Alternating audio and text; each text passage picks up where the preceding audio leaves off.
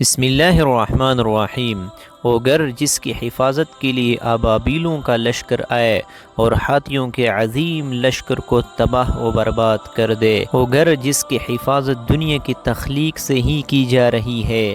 ایک دن ایسا آنے والا ہے کہ مقدس گھر خانہ کعبہ گرا دیا جائے گا اور اس کے ٹکڑے ٹکڑے کر کے اس کو سمندر میں پھینک دیا جائے گا۔ لیکن یہ کب ہوگا؟ کون ایسا بدبخت ہوگا کہ جس کے ہاتھ سے خانہ کعبہ تباہ ہوگا؟ کیوں خانہ کعبہ کے ٹکڑے کیے جائیں گے؟ ناظرین گرامی، تاریخ اقوام عالم کے مطالعے سے پتہ چلتا ہے کہ خانہ کعبہ اور حرم شریف بہت سے سانحات سے متاثر ہوتا رہا ہے۔ طوفان نوح کی وجہ سے سیدنا آدم علیہ السلام کی بنائی ہوئی بیت اللہ کی بنیادیں بھی غرق آب ہو گئی۔ پانی کے ریلے نے خانہ کعبہ کی جگہ ریت اور مٹی اکٹھے کر دی۔ ریت اور مٹی کا یوں ہی انبار بعد میں ایک ابھرے ہوئے سرخ ٹیلے کی شکل میں مرجع عوام بن گیا۔ مظلوم اور بیمار لوگ اس ٹیلے پر آ کر دعا کرتے، حج کے لیے بھی لوگ اس ٹیلے پر آتے۔ یہ عمل حضرت ابراہیم علیہ السلام کی تعمیر کعبہ تک جاری رہا۔ طوفان نوح کے بعد خانہ کعبہ کئی دفعہ بارشوں کے پانی اور سیلابی ریلوں کی زد میں آیا، یہاں تک کہ بھی ہوا کہ کعبہ کا چوتھا حصہ پانی میں ڈوب گیا۔ حجاج بن یوسف کی فوج نے خانہ کعبہ پر سنگ باری کی۔ حضرت عبداللہ ابن زبیر کو یہاں محاصرے میں شہید کیا گیا۔ بحرین سے قرامطہ آئے اور حجر اسود نکال کر لے گئے۔ 20 سال سے زائد عرصے تک کعبہ کا طواف حجر اسود کے بغیر ہوا۔ تاریخ ابن خلدون میں ہے کہ اموی جرنیل حسین بن نمیر نے کوہ ابو قبیس اور کوہ کے کعان پر منجنی کے نصب کر کے خانہ کعبہ پر سنگ باری کی۔ سنگ باری اتنی شدید تھی کہ کوئی شخص طواف نہ کر سکا۔ اس حملے میں خانہ کعبہ کی چھت اور پردے بھی جل گئے، لیکن ان سب واقعات کے باوجود کعبہ موجود رہا۔ اللہ تعالیٰ کا ہمارے آقا دو جہاں صلی اللہ علیہ وسلم پر خاص کرم یہ ہے کہ آپ صلی اللہ علیہ وسلم کو اللہ تعالیٰ نے تمام علوم عطا فرمائے ہے جن کا ادراک ہمارا انسانی ذہن کبھی نہیں کر سکتا۔ جو بات ہمارے پیارے آقا دو جہاں صلی اللہ علیہ وسلم نے فرما دی ہے وہ پوری ہو کر رہے گی۔ اللہ تعالیٰ ارشاد فرماتا ہے، اور او کوئی بات اپنی خواہش سے نہیں کرتے، وہ تو نہیں مگر وحی جو انہیں کی جاتی ہے۔ بعض علماء کرام نے کہا ہے کہ خدا ہر چیز پر قادر ہے۔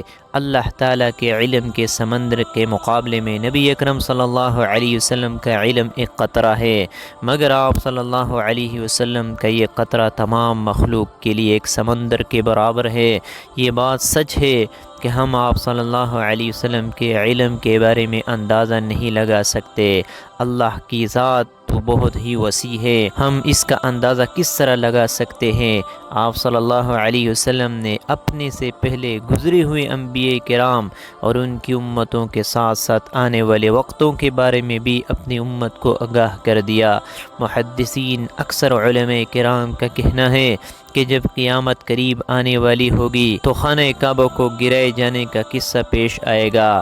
جن لوگوں کو اس کے بارے میں علم ہے ان کو اس کے بارے میں حدیث مبارکہ کی روشنی میں بتاتے ہیں۔ خانہ کعبہ اللہ کی نشانیوں میں سے ایک عظیم الشان نشانی ہے۔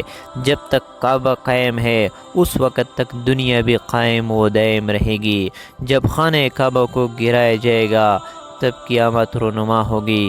جب قیامت قریب آئے گی ایک بدبخت حبشی خانہ کعبہ کو گرا دے گا، پھر قیامت آ جائے گی۔ اس کمین حبشی کے بارے میں آقا دو جہاں صلی اللہ علیہ وسلم نے ارشاد فرمایا کہ اس حبشی کی شکل و صورت ایسی ہوگی، ایک چھوٹی چھوٹی پنڈلیوں والا حبشی خانہ کعبہ کو گرا دے گا۔ جبکہ بخاری شریف میں لکھا ہے کہ حضرت محمد صلی اللہ علیہ وسلم نے ارشاد فرمایا کہ گویا میں اس حبشی کو دیکھ رہا ہوں کہ وہ کالا اور چوڑی ٹانگوں والا ہے، کعبہ کے پتھر اور اینٹوں کو اکھاڑ اکھاڑ کر پھینک رہا ہے۔ بخاری شریف میں ہے، قرب قیامت کے وقت حضرت عیسیٰ علیہ السلام کے بعد جب لوگوں کی سینوں سے قرآن پاک اللہ تعالیٰ اٹھا لے گا تو اس کے بعد وہ بدبخت حبشی خانہ کعبہ کو گرائے گا۔ اس حدیث میں افحج کا لفظ ہے، اور افحج وہ ہے جو اکڑتا ہوا چلے یا چلتے میں اس کے دونوں پنجے تو نزدیک رہے اور دونوں ایڑیوں میں فاصلہ رہے۔ وہ حبشی مردود جو قیامت کے قریب کعبہ ڈھائے گا اسی شکل کا ہوگا۔ دوسری روایت میں ہے اس کی آنکھیں نیلی، ناک پیلی ہوئی ہوگی، پیٹ بڑا ہوگا، اس کے ساتھ اور لوگ ہوں گے۔ وہ کعبہ کا ایک ایک پتھر اکھاڑ ڈالیں گے اور سمندر میں لے جا کر پھینک دیں گے۔ یہ قیامت کے بالکل نزدیک ہوگا۔ یہی یہ بات بھی ذہن میں رہے کہ ان کی قیامت کی نشانیوں سے متعلق روایات میں چند ایک معاملات و شخصیات کو چھوڑ کر ان کا وقوع ہونے کا وقت، حالات، شخصیات و اقوام عالم کا معاملہ کافی مبہم ہے اور واضح نہیں ہے کہ اسے کوئی حتمی رائے دی جا سکے کہ کب کون کیسے خروج کرے گا وغیرہ۔ آج کل کی سیاسی تناظر میں لوگ اور اکثر علماء کرام بھی یہ سمجھ رہے ہیں کہ بس قیامت صرف چند سالوں یا دہانوں میں آنے والی ہے۔ کعبہ اور مسجد نبوی کو یمن یا ایران کے جنگجو تباہ کر دیں گے یا خود زمین میں دھنس جائیں گے۔ آئندہ چند سالوں میں امام مہدی اور حضرت عیسیٰ علیہ السلام کا نزول ہو جائے گا۔ برمودا ٹرائی اینگل سے دجال نمودار ہو جائے گا اور فتنہ پھیلائے گا۔ یہودیوں، عیسائیوں اور مسلمانوں کی آپس میں جنگ ہوگی جو بس چند دن کی دوری پر ہے وغیرہ۔ حقیقت یہ ہے کہ یہ سب کی آرائیاں سادہ لوح عوام الناس کو محفوظ کرنے اور عمل و جہاد سے دور کرنے کے لیے کی جاتی ہے۔ اگر گہری نگاہ سے دیکھا جائے تو بڑے بڑے فتنے تو کئی صدیوں پہلے سے ہی رونما ہونے شروع ہو گئے تھے۔ کتنے ہی لوگوں نے مہدی ہونے کا ڈرامہ رچایا، کتنے ہی دفعہ مسلمانوں اور یہود و نصارہ میں بڑی جنگیں ہوئی، کتنی مرتبہ قبلہ اول فتح ہوا، کتنی مرتبہ قبلہ اول پر یہود کا قبضہ رہا، کتنے مرتبہ دجال نما انسان پیدا ہوئے، لیکن ان کا ذکر قرب قیامت کے سلسلے میں نہیں ہوتا۔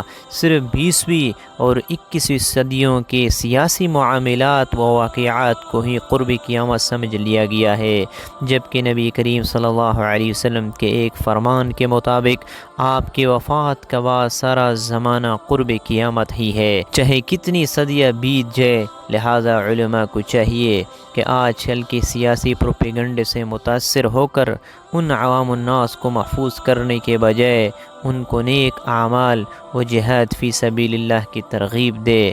اللہ تعالیٰ سے دعا ہے کہ اللہ تعالیٰ ہم کو نیک کام کرنے کی توفیق عطا فرمائے۔